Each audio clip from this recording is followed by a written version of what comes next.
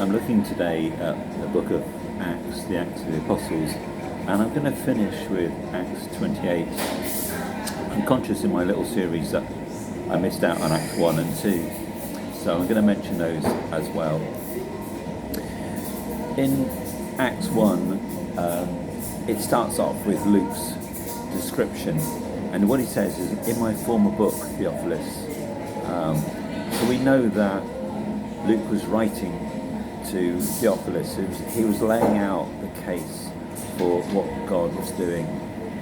And we see in Acts 2 the day of Pentecost coming, but not just as the Jews knew it, but also the power of the Holy Spirit at work.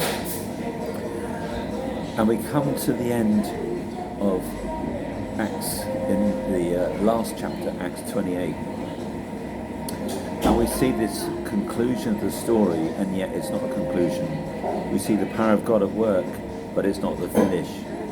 And this starting point of this narrative and this continuing point of the power of God at work amongst the apostles, but both these stories certainly continue on beyond the book of Acts and beyond chapter 28. So they land safely in Malta, and they find this reception, which is really remarkable, the kindness that they receive, the people who've been shipwrecked, who've lost all that was on the ship in the storm that's laid out in Acts 27. We find that the kindness of God meets them. It says the islanders showed them unusual kindness.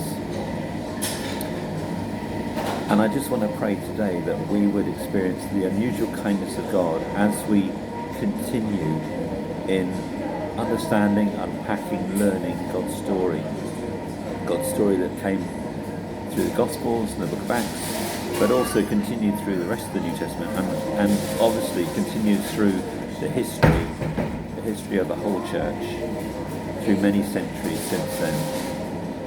And the power of the Holy Spirit that works, God at work in us, in our lives, amongst the community of God's people, of believers, not just then, not just now, but throughout history.